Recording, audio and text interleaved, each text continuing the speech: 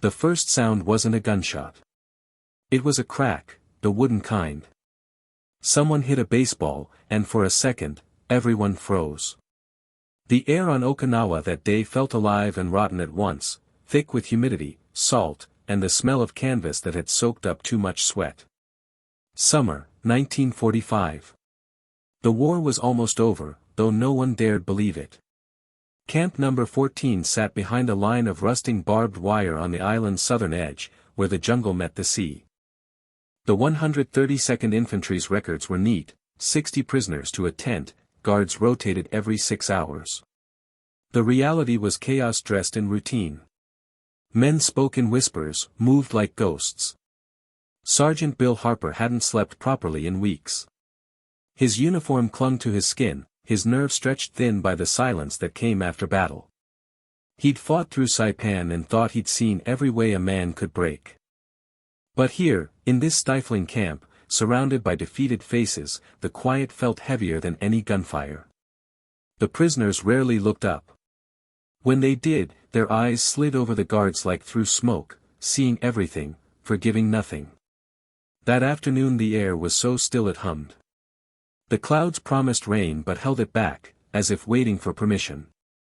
Harper sat on a crate outside the mess tent, writing in his small field diary, "They look at us like we're the ones who died." But when one of them saw the bat, I swear, his eyes lit up like a kid's. The bat had turned up that morning, packed with medical gear, nobody knew why.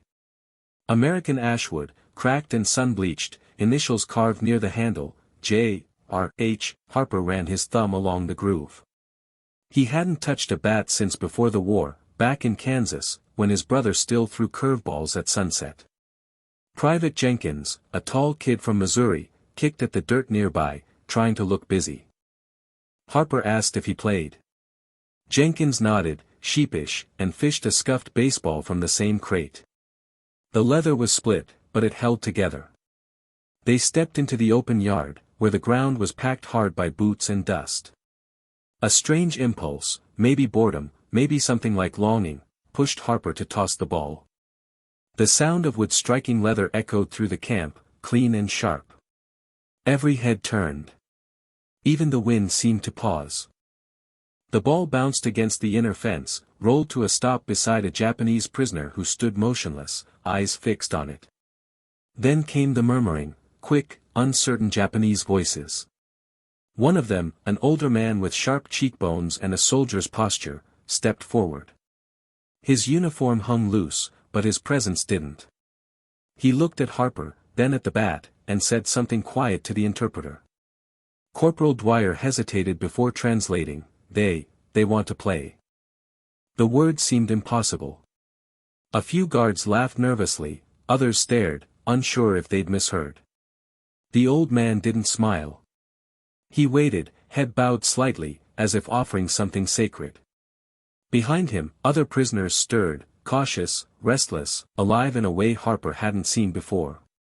He felt the weight of the bat in his hand, its grain rough beneath his calluses. Part of him wanted to refuse. It felt wrong, almost blasphemous, to play with the same hands that had held rifles. But another part, quieter and older, remembered the peace of a summer field, his brother's shout, the thud of a perfect catch. He looked toward Captain Merritt, standing near the gate. Merritt gave the smallest nod. So Harper stepped back and gestured toward the yard. The old man, Dwyer called him Kentamori, began drawing bases in the dust with a stick, each one measured and exact. The guards watched, spellbound. The prisoners moved with an eerie grace, forming teams as if they'd rehearsed this moment in their minds for months. Someone produced a stick to serve as a bat for the second team. The first pitch came slow. A miss. Laughter broke, hesitant, brittle. Then another pitch. This time the crack rang out again, and the ball soared low over the yard, rolling through the dust. Cheers erupted, guards, prisoners, everyone at once. It was laughter that sounded half forbidden, as if joy were a dangerous language. The sun dipped behind the ridge, staining the tent's gold. Sweat and dust mixed on Harper's face, he didn't bother wiping it away. He watched Maury at the plate, calm, balanced, eyes narrow with concentration. Harper wound up and threw. The man swung. The contact was pure. The ball climbed higher than any before, tracing an arc against the bruised sky. For a heartbeat, no one moved. Then a guard dove missed, and the field exploded with noise.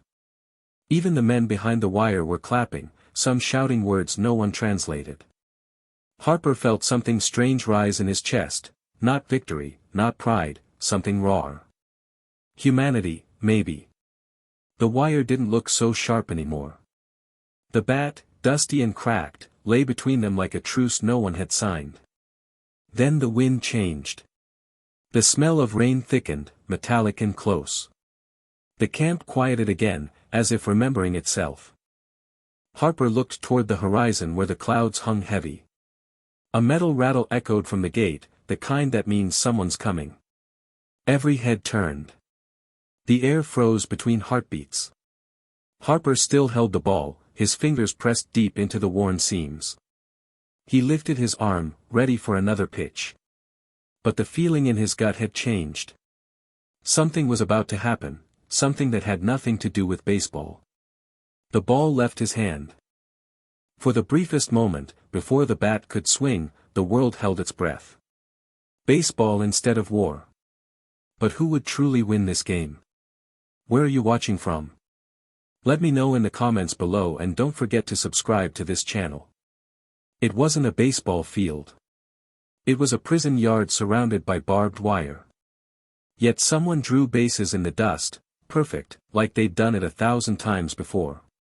The morning after that first strange game, Camp No. 14 woke with a tension that felt almost fragile, like glass that might break if someone spoke too loud. The sky hung low and gray, and the air smelled of wet iron. Harper stood at the edge of the yard, watching the prisoners form neat lines for inspection.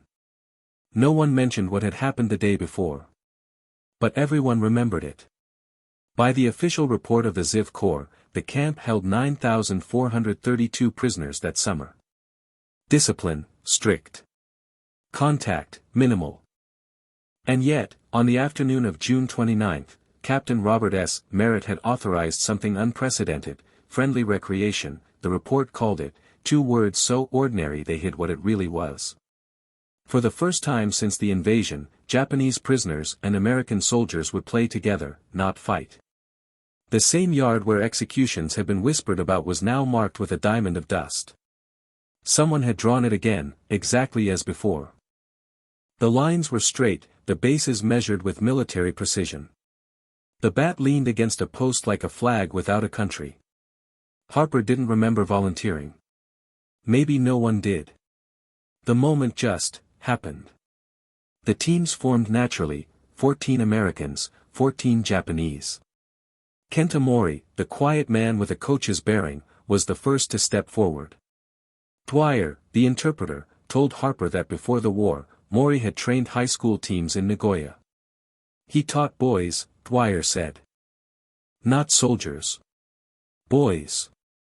Harper just nodded. The guards gathered, some curious, some uneasy.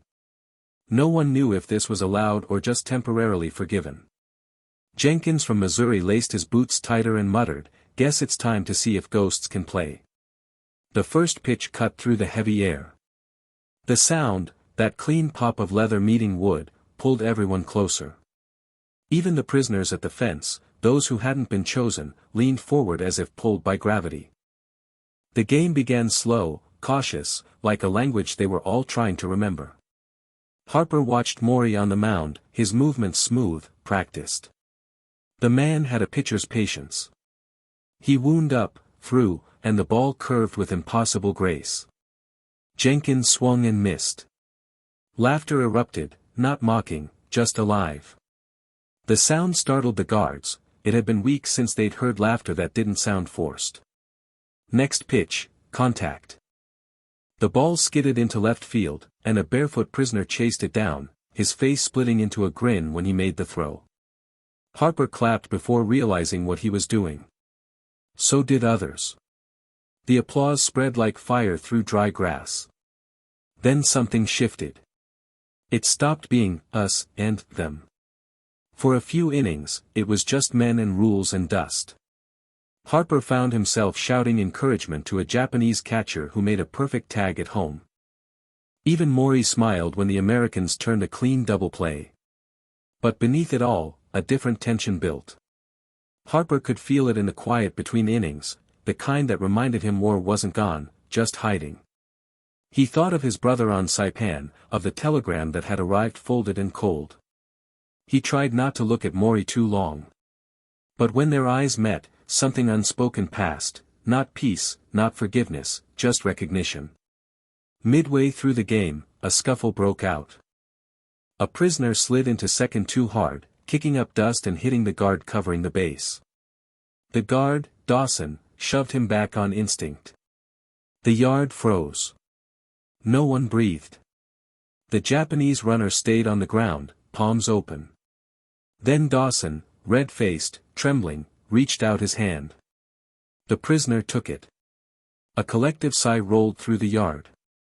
The moment passed, fragile but whole. The game resumed. The crowd, guards, prisoners, cooks, medics, began to sound like a real crowd. They groaned at missed catches, cheered at hard hits. One American handed a canteen to a Japanese runner between innings. Someone from the kitchen brought coffee. For an hour, the camp forgot itself. As the light faded, Harper stepped up to pitch again. Maury came to bat, barefoot, eyes calm.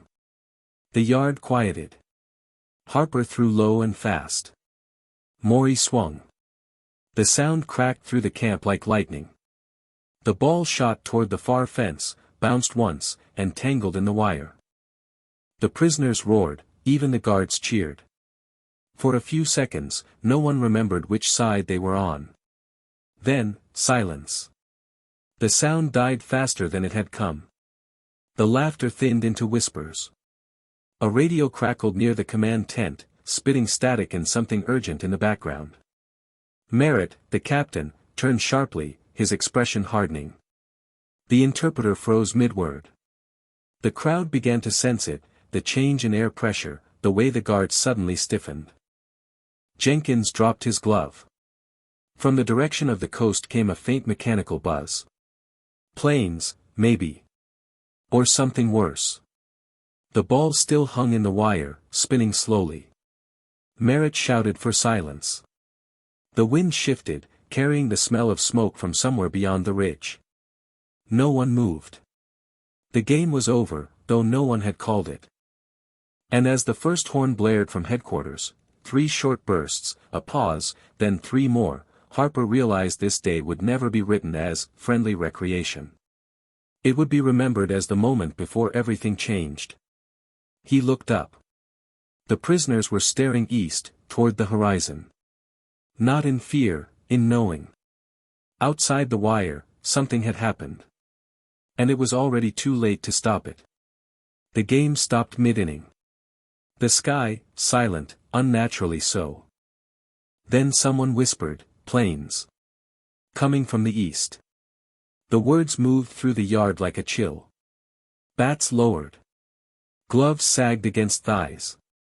The crowd, which only minutes earlier had been a single warm creature of breath and laughter, drew itself into ribs and bone again. Harper felt it first in his teeth, that subtle change in the air that precedes a storm or a shelling. But there was no thunder. Only a hush that made the wire sing a thin note. It was August 7, 1945. They did not know that date would be taught to children, they just knew the radio had coughed twice and died. Lines out of headquarters were down, field phones spitting static. The island held its breath. Merritt's boots bit into the dirt as he crossed the yard and barked for order without raising his voice. The guards drifted to posts, rifles that had spent an hour leaning like tired men woke upright. The prisoners folded into one another with the instinct of schooling fish. Later, in a notebook smudged with humidity, Merritt wrote, "The Japanese stopped playing first. They stood still, as if they'd heard something we didn't." Harper had seen it too. One moment, Maury's team chattered like boys, the next, a quiet settled over their faces that wasn't fear. It looked like recognition. The mechanical buzz didn't grow louder. It vanished, as if swallowed by the cloud ceiling. The only moving thing was a scrap of paper stuck in the fence, fluttering, a white tongue in a barbed mouth. Somewhere beyond the ridge a dog barked itself hoarse and quit. The mess tent lantern flickered once, twice, as if choosing a side. Positions, Merritt said, more ritual than necessity. Dawson checked the gate. Jenkins, hand on his weapon, couldn't keep from glancing at the diamond, where the base paths still made sense. The interpreter Dwyer stood half-hidden, clutching his notebook like a Bible he'd just remembered. Across the yard, the prisoners formed a tight circle. No orders were given, none were needed. Heads bowed. Hands folded or pressed flat against thighs. A murmur rose and fell, not chanting, exactly, but the soft friction of breath on words. Harper found himself listening for a phrase he knew and heard none. He realized, with a start that almost hurt, that not all prayer sounded like home and still counted. Morey stepped away from the circle and approached the line that wasn't a line, the invisible border inside the fence. Rain gathered at the edges of the world and refused to commit. His feet were bare, his posture unbent. He looked at Harper, not past him. When he spoke, his English came like careful stones placed across a creek. "No more war," he said. "Game over." Harper felt heat rise under his collar that had nothing to do with the weather. His first answer tried to be a joke and died before it reached his tongue. He'd spent 2 years giving nouns to action, enemy, objective, casualty, and here was a sentence that refused his categories. He nodded because there was nothing else to do that wouldn't break something fragile. Hours lengthened. A field runner arrived dust-choked, eyes gone wide around a message he couldn't say out loud. He saluted, delivered a folded note, and stood like a boy who had seen a house burn. Merritt read, pressed a thumb hard into his temple, then read again. He did not speak for a long time. When he finally did, it was only to send the runner back and tell the men to stand easy. The words in the note traveled another way, cot to cot, tent to tent, dropping pitch as they went. A city destroyed. One bomb. An entire city. Harper had fought on islands that shrank men down to muscle and luck. He'd seen artillery plow cliffs and leave nothing alive. But a city, not shell by shell, not street by street, a city erased at once was a door he couldn't make himself open. He tried to picture it and the mind refused. He pictured a boy from Kansas instead, drawing chalk lines on a sidewalk. He pictured his brother's curveball arcing as if gravity had agreed to a truce. The yard looked different by evening. The same diamond lay there, exact and obedient, but it felt like a fossil of a creature that had just walked away. The crowd, the third presence that had made the game possible, had splintered back into individuals with their own quiets. Men cleaned rifles because hands needed tasks. Others wrote letters that would never admit what they were trying to say. Dwyer translated nothing and stood under the awning, trying not to shake. Dawson asked for extra rounds he wouldn't use. On the prisoner's side, bowls clinked softly. Someone hummed a tune so thin it barely existed. A young man with a bandage at his neck traced the base path with his toe as if confirming it hadn't moved. Morey sat on an upturned crate and stared at his hands, palms up, as though expecting news to have stained them. Night arrived with slow feet. The lanterns made islands of light that refused to touch. Rain finally fell in a scatter, then steadied, beating on the bat where it leaned against a post. Harper wrote in his diary and crossed out half of what he wrote. He put the book away and still felt the ghost of its weight. No order came to resume the game. None came to forbid it. That night, no one slept. The sentence would appear in more than one account later, in different handwriting. It would be true every time. The field was still marked with bases. The rules still lay there, tidy as footprints pointing home. But the world they belonged to, that world was gone. At dawn, the horn would sound again. And something would move in the east. The morning after the game, the field was gone. The storm had taken it, bases, bat, everything. But something else was left behind, a torn flag stuck in the mud. It was August 12, 1945. Typhoon Louise, the meteorologists would later call it, winds up to 90 miles an hour, sheets of rain thick as curtains, turning the island into a drowning lung. The camp never stood a chance. Canvas ripped loose and whirled like ghosts, the fences groaned and tore, the ocean reached inland and bit at the hill. When the first roofs went, the guards shouted orders no one could hear. Harper woke to the sound of the wind, not like music but like a living thing, a scream dragged through wire. The barracks door blew open, and the air hit him full in the chest, wet and hard. Outside, tents buckled, poles snapped, and the earth ran in brown rivers. He saw men, Americans and Japanese both, clutching the same ropes, trying to hold the camp together with bare hands. Captain Merritt was already in the yard, his voice shredded by the storm. "Keep the lines tight," he shouted, though the lines had already vanished. The prisoners huddled near the collapsed kitchens, their guards unsure whether to chase them back or pull them closer.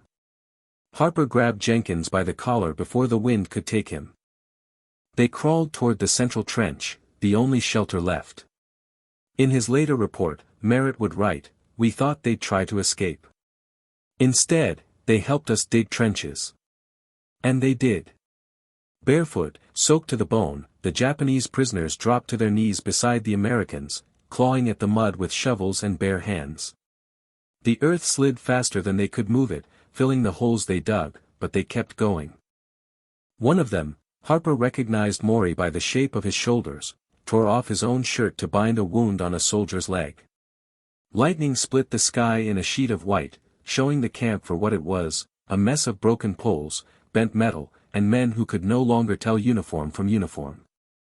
The storm roared so loud that speech was useless, everything was gesture and instinct. Harper saw Maury again, this time hauling Dawson, the second baseman, out from under a fallen beam. Dawson was screaming, leg twisted. Maury lifted, Harper pulled, and together they freed him. The beam crashed behind them, swallowed by the flood. The flag went next.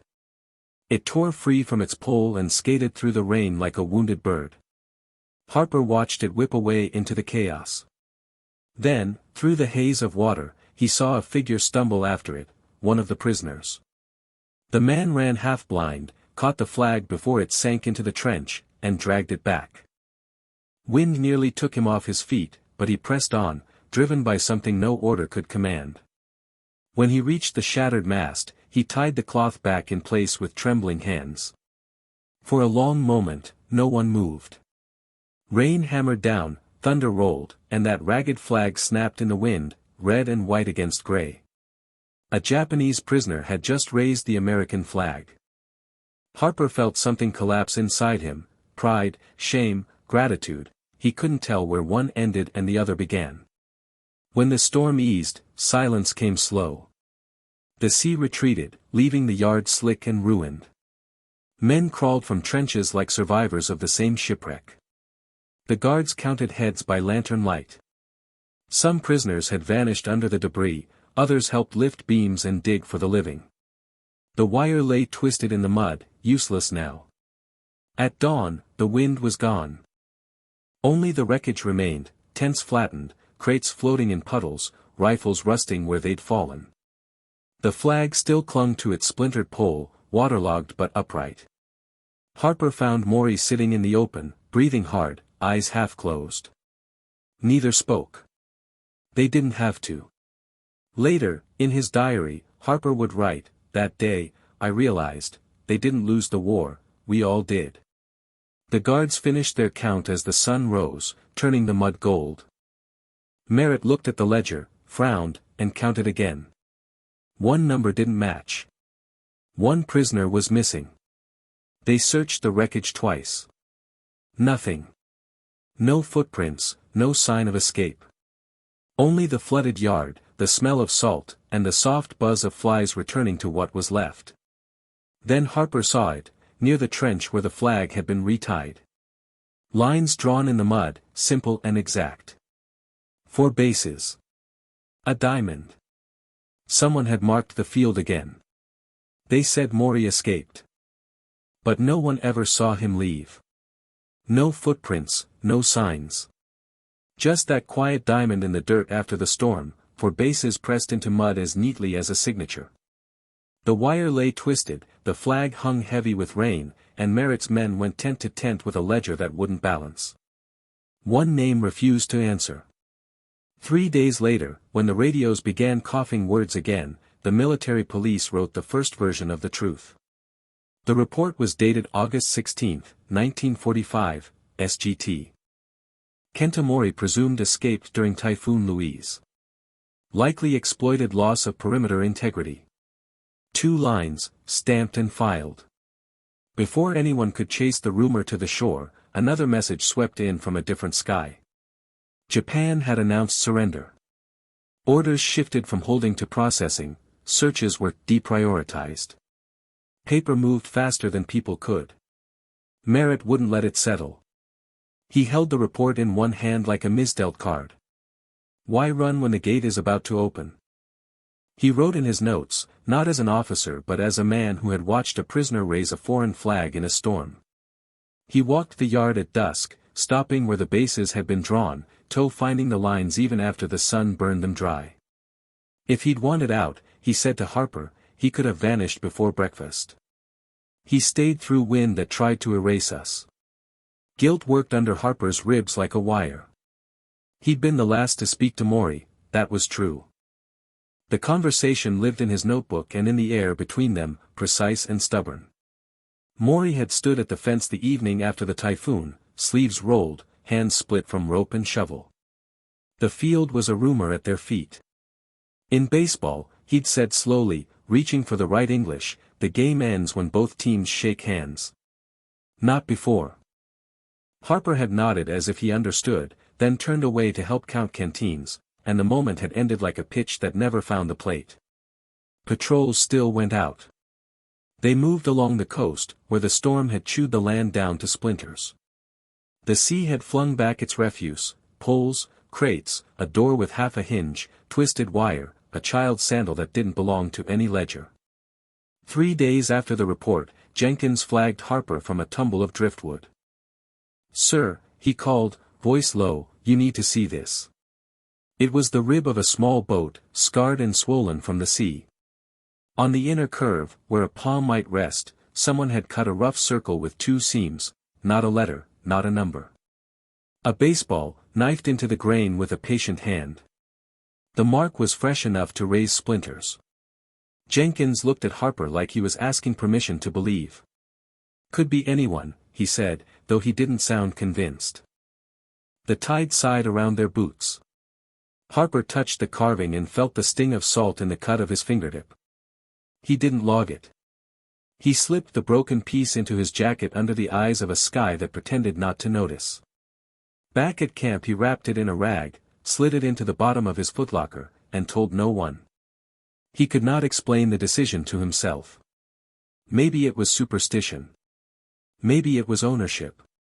Maybe he wanted one part of the story that paper couldn't confiscate. The days stumbled forward. Surrender broadcasts bled through static, men pretended they heard every word. The camp softened at the edges. Fewer rifles slung. More cigarettes shared. A cook sent coffee to the prisoner line, and no one wrote him up. In the evenings, the yard lay bare, the storm scars still raw. Sometimes the diamond ghosted back in under certain light, as if the ground remembered where the feet had been.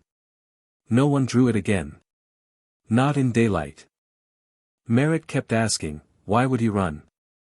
The MP captain shrugged and tapped the report with a pencil, presumed escaped.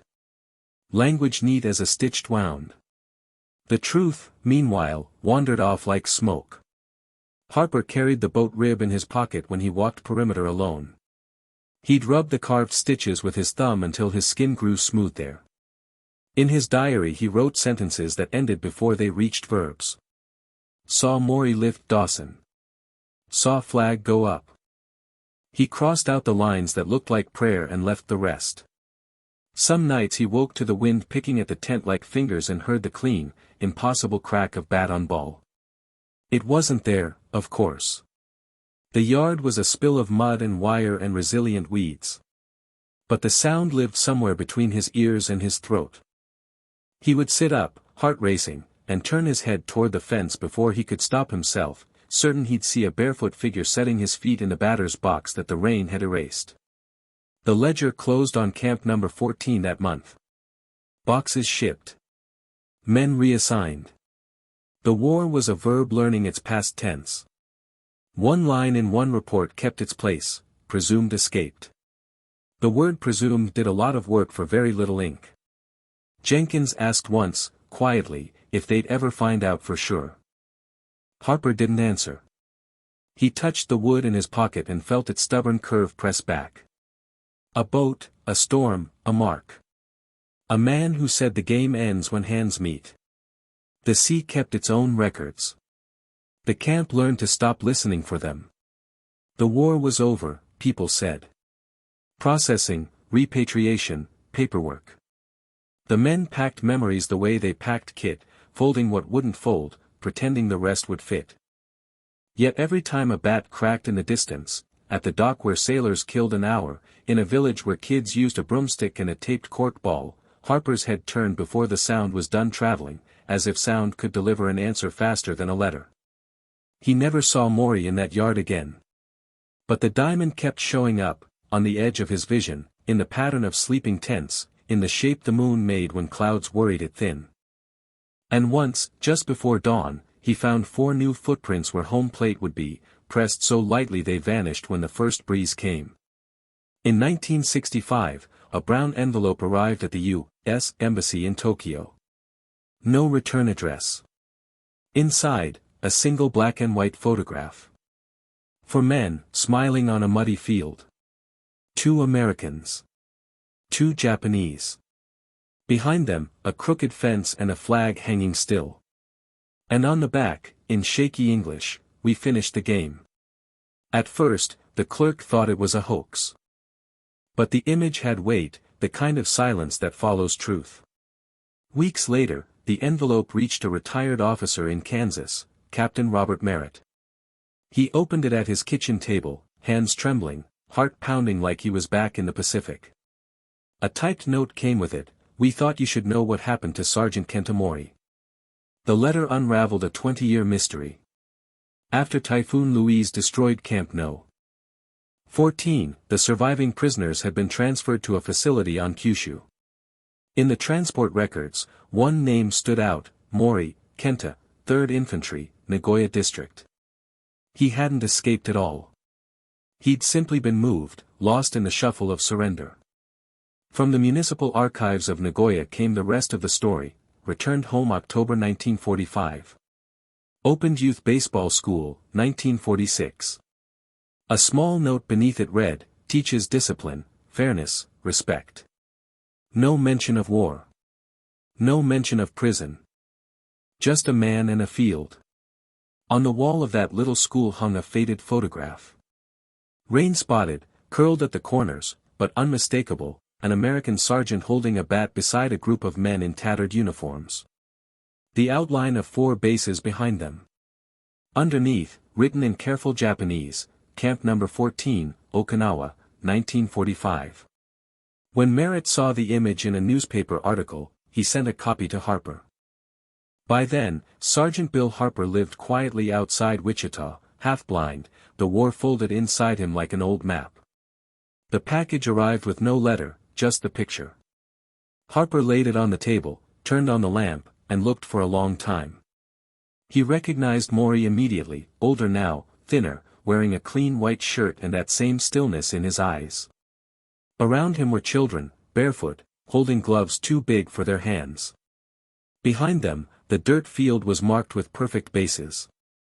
Harper turned the photo over. The same words stared back at him: "We finished the game." That night he wrote in his old field diary, the paper soft with age.